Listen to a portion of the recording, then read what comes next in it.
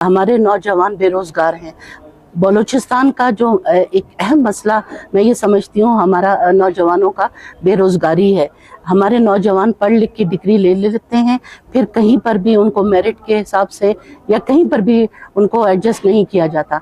अब रिटायर्ड लोगों को दोबारा फैसिलिटेट किया जाता है। हर डिपार्टमेंट में हर डिपार्टमेंट का हेड जो है वो रिटायर्ड बंदे को ले आते हैं। और दूसरा ये कि तिजारत के लिए अपने हमसाया ममालिक के साथ हमारी इंतहाई नाकिस पॉलिसीज़ हैं। हम अपने तिजारत के लिए अपने हमसायों से वो तिजारती रवाबित बढ़ाएं, उसको ग्रो करवाएं, तो हमारे नौजवान जो हज़ारों के करीब जो बॉर्डर से मुंसलिक हैं, चाहे वो नूश की है, चाहे वो गवादर है, जो हमारे बॉर्डर्स हैं जहाँ से हमारे नौजवान तिजारत में मुलव्वस हैं, वो बंद कर देते हैं। बल्कि ना सिर्फ बंद करते हैं बल्कि उनको मारते हैं हमारे नौजवान बच्चों को। एक तरफ आप रोज़गार नहीं उनको देते, दूसरी तरफ अगर वो बिजनेस में तिजारत में कहीं अपने बलबूते पे जाते हैं तो फिर आपने वहीं पर उनको रोक लेते हैं। आप वहाँ से भत्ता आप अच्छी तरह जानती हैं कि वहीं पर खड़े होके रोक के उनसे अरबों रुपए का, करोड़ों रुपए के भत्ते लिए जाते हैं। फिर उसको जस्टिफाई कर दिया जाता है कि ये अब बिजनेस है, और जब आपका दिल चाहता है आप वो जो है वो रास्ते बंद कर देते हैं, नौजवानों के ऊपर बंदिश कर देते हैं। तो एक जुल्म है, मैं ये समझती हूँ बलूचिस्तान के नौजवानों के साथ इंतहाई जुल्म है। एक तो ये कि आप बलूचिस्तान की जो यूनिवर्सिटी है उसके असातिज़ा की जो है तनख्वाहें ना होने के बराबर हैं, ख़त्म कर दी जाती हैं। वो रोडों पे आके बैठे होते हैं। हमारे नौजवान जब इल्म हासिल करने के लिए किसी दरसगाह में जाते हैं, उनके उस असातिज़ा जब सेटिस्फाइड नहीं है, उनको अगर आप उनके घरों में अगर फाका कशी है तो वो अपने बच्चों को क्या पढ़ाएंगे।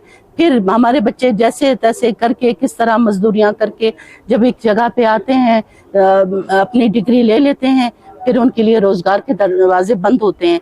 और चूँकि मैं खुद अच्छी तरह जानती हूँ कि ग्रेड 1 से लेके 14 तक कितने की वहाँ पर बोलियां लगाई जाती हैं, रिश्वत उनसे ली जाती है। वो अफोर्ड कहाँ कर सकते हैं। वो गरीब बच्चे जब मुश्किल से इल्म हासिल करने के बाद कहीं पर कोई अप्लाई करते हैं तो उनको वहाँ पर पैसे दे के नौकरियाँ वो नहीं ले सकते।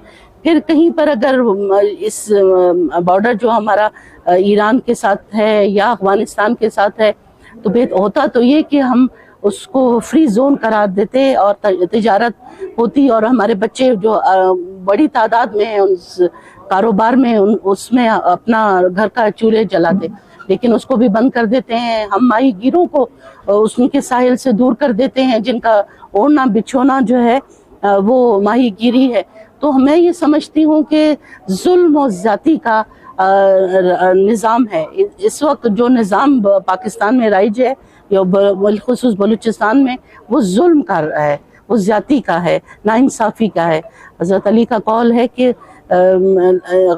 जो माशरा है वो जुल्म के साथ नहीं चल सकता, ज़्यादती के साथ नहीं चल सकता, बेइंसाफ़ी के साथ नहीं चल सकता।